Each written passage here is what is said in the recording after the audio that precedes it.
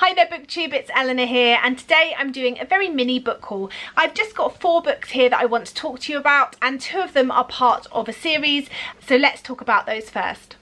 So these books are Second Born and Traitor Born, and they are by Amy A. Bartle. You may have heard that recently in a video because I recently read her Cricket trilogy, Under Different Stars being the first book in that trilogy, and I enjoyed it so much. I read about some of her other books, and these ones sounded interesting to me. So in this world, firstborns rule, secondborns are sort of sent to work for the government, I believe, and thirdborns are not tolerated, apparently.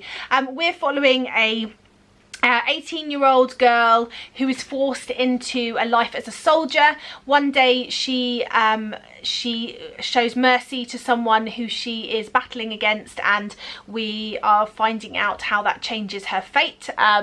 I think, you know, if Amy Bartle's writing and storytelling and world building is anything to go by, I think I'm going to really enjoy these.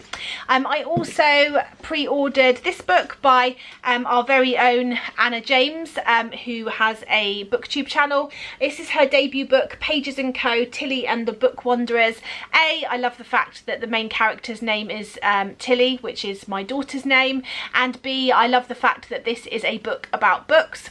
It's a middle grade story, I believe, and it says that it's about Tilly. Her mother has disappeared and she's always found comfort in stories at Pages & Co, which is her grandparents' bookshop. But when her favourite characters, Anne of Green Gables, Alice of Wonderland, appear in the shop, her adventures become very real. Not only can she follow Anne and Alice into their thrilling world, she discovers she can book wander into any story she chooses. Tilly's new ability could even help her solve the mystery of what happened to her mother all those years ago, but danger may be lurking on the very next page. I'm hoping this will be fun and adventurous and whimsical, and I'm really looking forward to seeing if I enjoy Anna James's writing style, and I think there's probably more to come in this series should I enjoy it. And then the final book I've picked up is a bit of a diversion from me. It's non-fiction, it's actually a cookbook. It's called 3 Ingredient Baking by Sarah Rainey. Now, I was at school recently and we had a box of books in the staff room that were being sold, and I saw this one in there and I thought, oh, I'll have a look through. I always find these books maybe feel a little bit gimmicky, but I was really shocked at the things it says you can make with just 3 ingredients. Being the mum of a child with reflux, Matilda at 5 now still struggles with variety in her diet. She is very singular about the foods that she likes. There's not many foods she likes. We feel like we're on a constant rotation, and it's very difficult to get her to try new things. And also, as a parent, it's really difficult to make these things from scratch for her to try and nibble and decide she doesn't like, and you've just bought all the ingredients for this thing, and you've got all this wastage because it's just really difficult.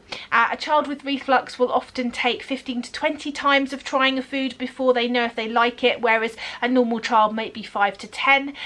It's just a much more difficult process, and it does lead you to not try sometimes. She's getting to that age now where she likes to be involved in food, and I really enjoyed, we've done cookery lessons and things together before, and it's been really great, but now she's at school, there aren't any on at the times of day we can make. And so when I saw this, I thought, well, it's 3 ingredients. That makes it A, simple and something we can do together. B, it also means that I'm not wasting ingredients all the time. So I had a flick through, and there are some recipes in here that I definitely think we'll try. Now, they're not savoury, all of them, which, you know, doesn't help because sweet tooth, etc. But I'm excited nonetheless to try these. The first one that I've marked off here is peanut butter cups.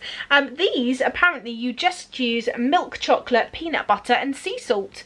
So I'll be interested to see how they come about. I'm going to give these a go, and maybe this will be something that I can video if I do and show you how I get on. There is another sweet one here, popcorn clusters, and that's using marshmallows, unsalted butter and popcorn.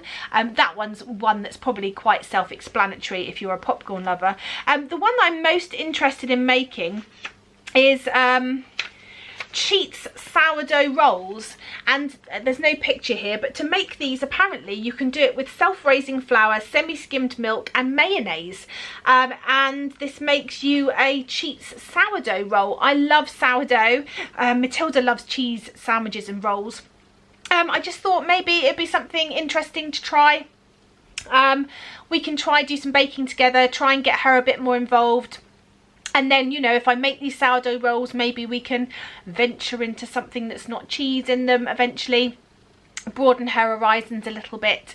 Yeah, I don't know. But either way, I'm excited about trying these, even if I end up eating them all. We'll see, and I'll let you know how we get on. Anyway, that's some of the books that I've bought recently.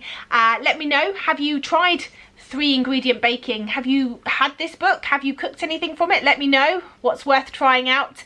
And have you read any of these other books? Let me know, and I look forward to speaking to you soon. Bye for now, BookTube.